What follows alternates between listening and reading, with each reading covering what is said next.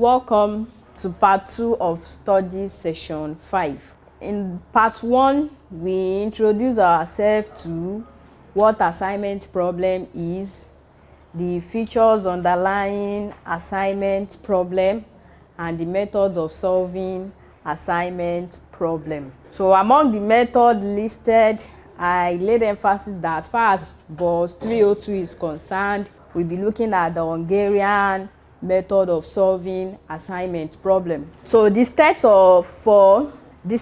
for solving the Hungarian method is highlighted in the study notes. But in order to understand those steps better, the practical aspect of it will give a clear understanding or a better understanding of those steps. So let's start by solving illustration 5.1. So here we have the problem, and the problem is want to calculate the time taken in minutes by 4 workers which are operating on 4 jobs. So one of the basic assumptions underlying our assignment problem is that equal number of operations to equal number of operators.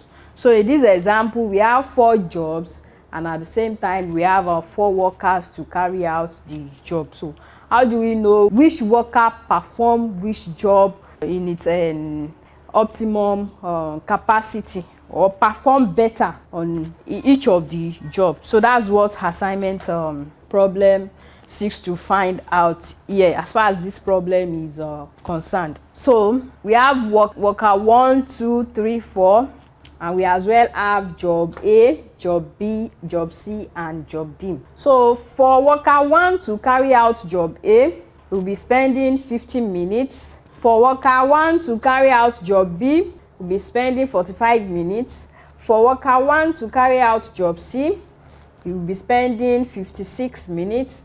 For worker 1 to carry out job D, we'll be spending 72 minutes. So the same thing applies to worker 2, worker 3, worker 4 as far as job 1, as far as job A, job B, job C, and job D is concerned. Now, how do we solve? What we do is to arrive at our opportunity or reduce cost table 1. How do we arrive at this? So that's the first step in solving on this method. By doing this, we perform what we call row deduction. When you come across some text, they may carry out column deduction first, but whichever way is still going to arrive at the same answer. But here we'll be carrying out row deduction first to get the reduced cost table 1. And how do we carry out our row deduction? We identify the difference between the least time in each row. We identify the least time in each of the row, then deduct it from every other element of the row. Now from row 1, the least time is 45 minutes. What we do is to deduct 45 from every other element of the row. So that's why we have 50 minus 45, 5. 45 minus 45, 0. 56 minus 45, 11. 72 minus 45, 27. The same thing from row 2. The least time to be taken here is 47. So we deduct 47 from every other element of the row. So that's why we have 62 minus 47, 15. 47 minus 47 is 0. 68 minus 47, 21. 60 minus 47, 13. Row 3, the least time is 53. 54 minus 53, 1. 57 minus 53, 4. 53 minus 53, 0. 69 minus 53, 16. For row 4, the least time is 46. 46 minus 46, 0. 50 minus 46, 4. 65 minus 46, 19. 60 minus 46, 14. So that's how we arrive at our reduced cost table 1, row deduction, by doing row deduction. After realizing our reduced cost table 1, we move to generating reduced cost table 2. We generate what? Reduced cost table 2. For reduced cost table 2, we generate our reduced cost table 2 from what? Reduced cost table 1. Please note that, not from the original problem or from the original table. It's from the what? Reduced cost table 1. So that's where we do column deduction. The first one is row deduction.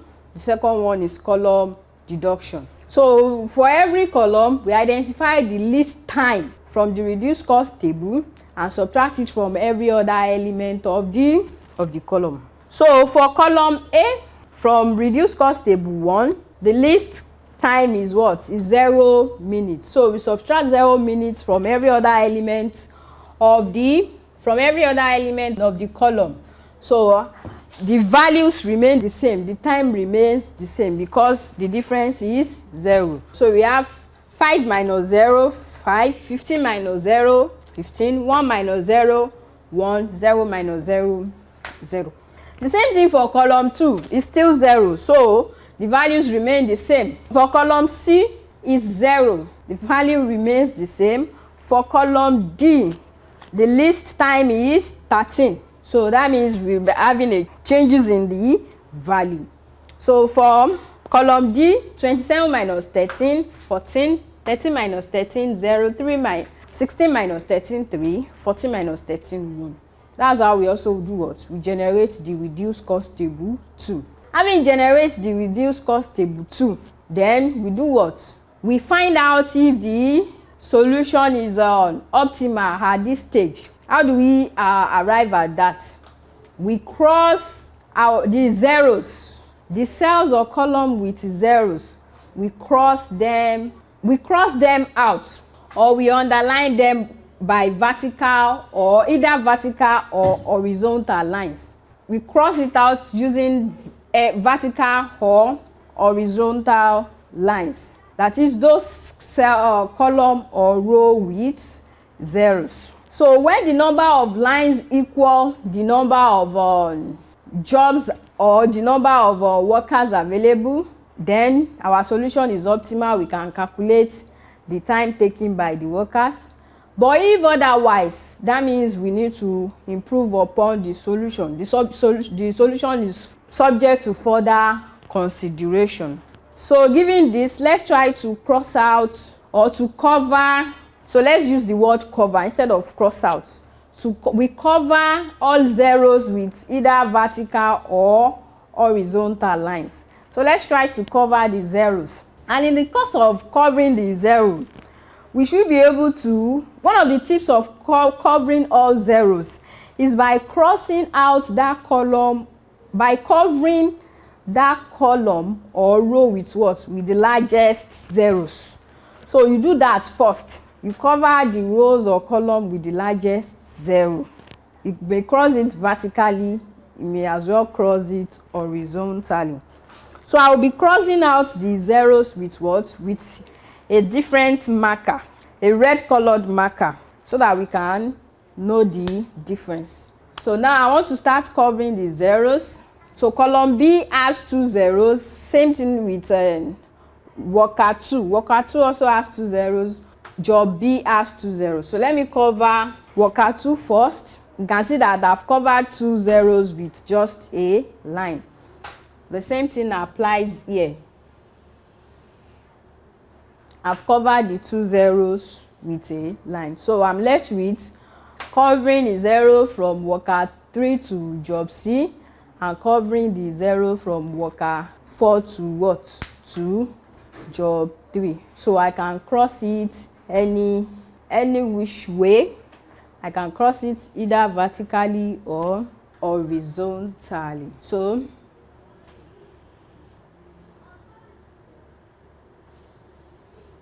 So I'm able to cross the zeros with what?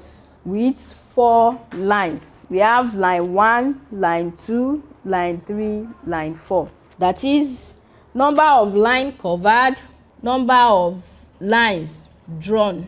Number of lines drawn equals what? M equals N, where M equals to number of rows and N equals to number of columns equals 4. Sorry, equals N, number of rows and number of column.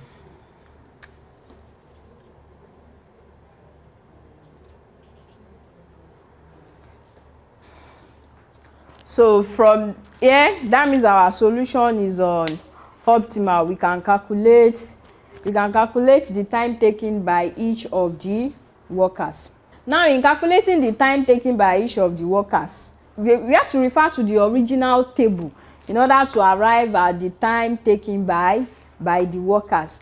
And the rule there is that we can only assign one job to a worker. We can only assign one job to a worker. And how do we do that?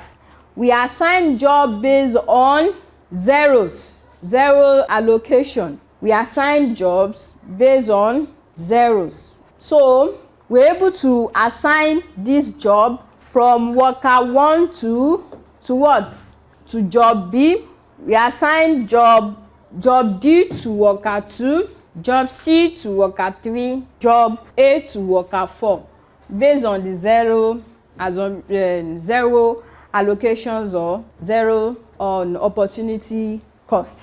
So you may want to ask that how do we arrive at this allocation? As I've said earlier, that we can only allocate a job to a worker. So if from worker 1 we're able to allocate job B to worker 1, don't forget you can also allocate job B to worker 2 and job D to worker 2 as well.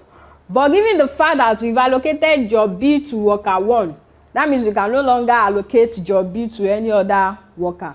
So we rather allocate job D to worker 2. For worker 3, so we allocate job C to worker 3, and worker 4, we allocate job A. So on that basis, we've been able to allocate one job to one worker. So we now refer back to the original table and write out the time to be taken in minutes for each of the allocation. From that's worker A to job B, be using 45 minutes. Worker 2 to job D is 60 minutes. Worker 3 to job C is 53 minutes. And worker 4 to job A is 46 minutes. So we sum the time together, and there we arrive at the total time to be taken in minutes by 4 workers to perform these 4 jobs. So that's that for illustration 1. For illustration 2, so for illustration 1 we have 4 jobs and 4 workers, but it's different in illustration 2. Illustration 2 we have 5 jobs and 5 machines. So the same rules still apply. So we want to solve the total number required, the total time required to do what? Though for illustration 5.2, it's all about a production supervisor considering how he should assign the 5 jobs to what? To be performed by 5 machines. So he wants to assign the jobs on the machine such that the aggregate time to perform that job will be reduced to the barest minimum. So that's why we have the table illustrating the time to be taken by each jobs on each of the machine. So we are required to do what?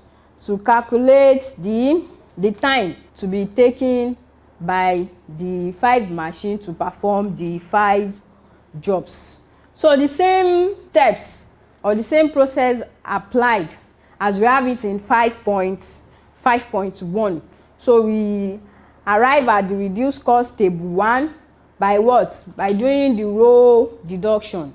Identify the difference, the least time to be taken for each row, and subtract it from every other element of the row. So at the end of the day, we're able to have the reduced cost table 1. From our reduced cost table 1, we generate our reduced cost table 2. And reduced cost table 2 is arrived at by calculating column deduction. So for column 1, the least time is 2. So we subtract 2 from every other element of the column. So we have 14, 12, 8, 0, 4. Same thing with column 2. The least time there is 2. So as well subtract it from every other element of the column, and we have this. For column 3, the least time there is 2 as well. So when we subtract 2 from every other element of the column, we have this. For column 4, it's 0, so that means the values or the time repeats itself. We repeat all what we have in column 4 in from the reduced cost table 1 in the reduced cost table 2, because the least time taken is 0. The same thing, but for column 5, the least time taken there is 4. So we subtract 4 from every other element of the column. So we generate the reduced cost table. From the reduced cost table, the next step is to do what? To draw all number of horizontal or vertical lines possible to cover all zeros.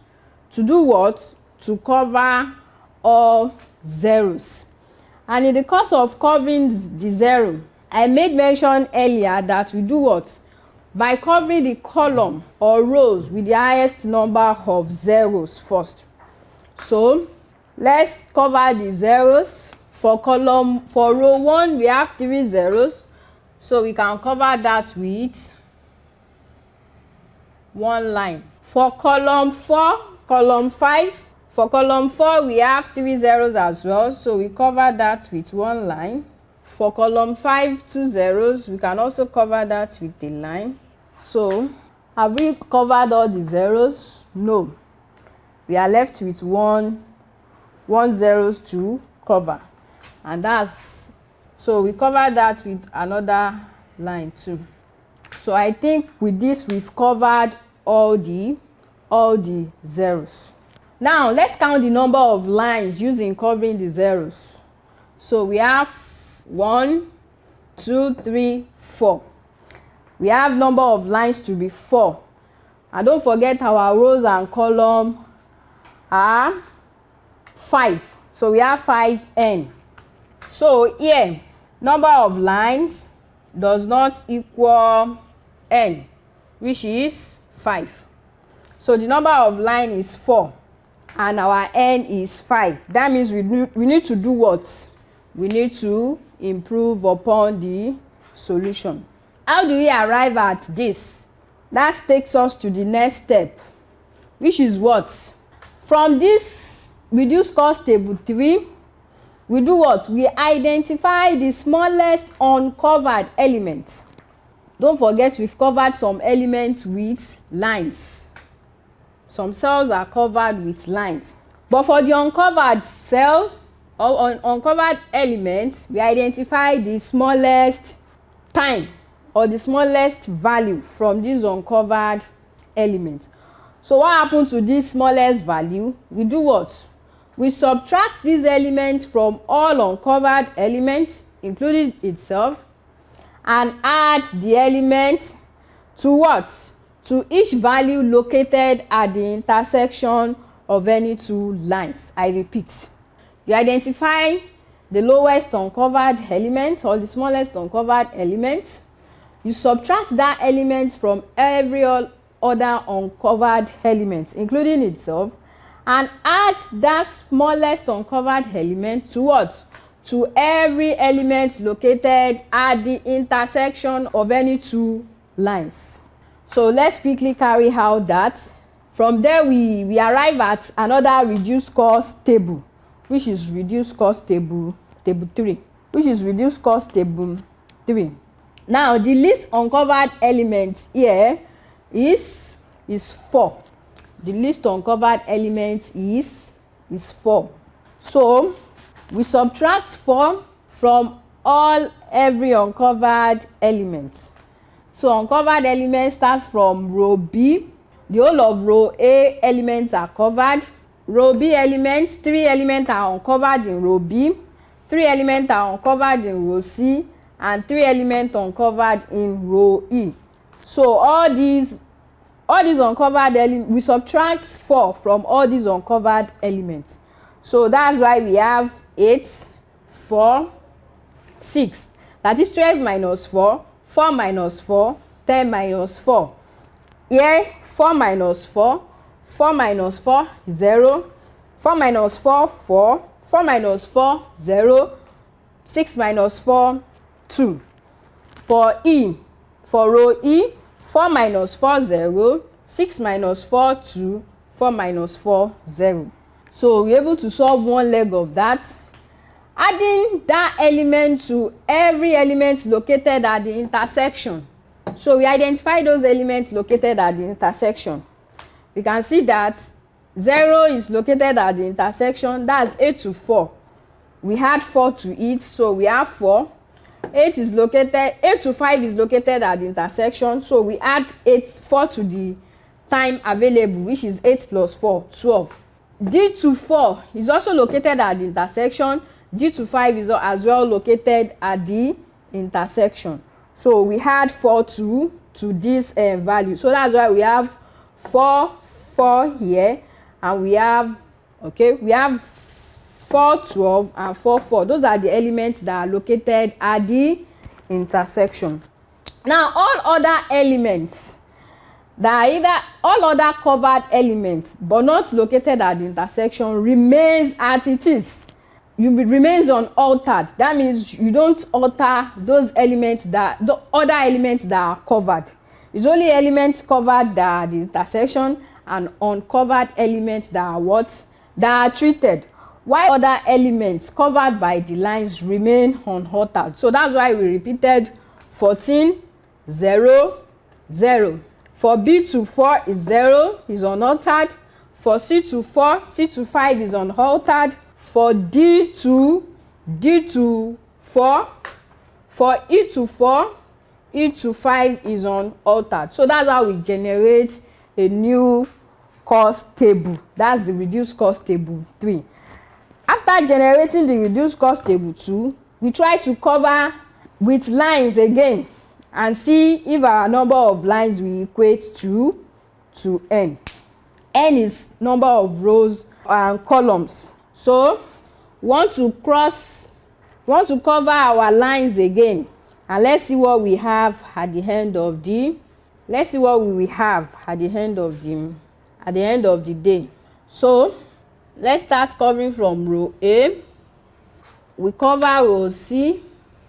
We cover row C. We cover column 1. What else do we have to cover?